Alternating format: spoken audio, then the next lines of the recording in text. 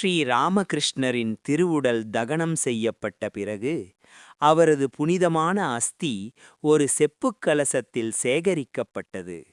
நரேந்திரர் அந்த கலசத்தை தனது தலையில் சுமந்து கொண்டு காசிப்பூர் தோட்டத்திலிருந்து பலராம போஸின் இல்லத்திற்கு எடுத்துச் சென்றார். குருதேவர் உயிருடன் இருந்தபோது அவரை எப்படிக் கொண்டாடினார்களோ அதே பக்தியுடன் அந்த அஸ்திக்கலசத்திற்கும் பூஜைகள் செய்யப்பட்டன. பின்னர் சுரேந்திரநாத் மித்ராவின் உதவியுடன் வராகநகரில் ஒரு பழைய பாழடைந்த வீடு வாடகைக்கு எடுக்கப்பட்டது.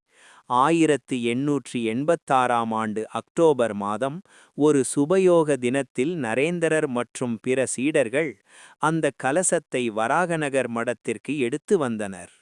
அங்கே ஒரு தனி அறையில் அந்த கலசம் நிறுவப்பட்டது. அந்த அறையே மடத்தின் இதயமாகவும் குருதேவரின் பிரசன்னமாகவும் போற்றப்பட்டது. தினமும் அந்த கலசத்திற்கு நைவேத்தியங்களும் ஆரத்திகளும் செய்யப்பட்டன. வறுமையின் பிடியில் சீடர்கள் சிக்கித் தவித்த போதும் குருதேவர் நம்முடன் இருக்கிறார் என்ற அந்த அஸ்திக்கலசத்தின் பிரசன்னமே அவர்களுக்கு மிகப்பெரிய பலத்தை தந்தது.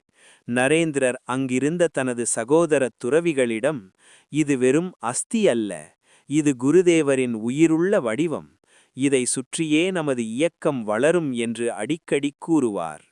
அந்த புனித கலசத்தின் முன்னால் அமர்ந்துதான் நரேந்திரரும் மற்ற சீடர்களும் மணிநேர கணக்கில் தியானம் செய்து பிற்காலத்தில் உலகை மாற்றிய அந்த துறவற உறுதிமொழிகளை ஏற்றனர்.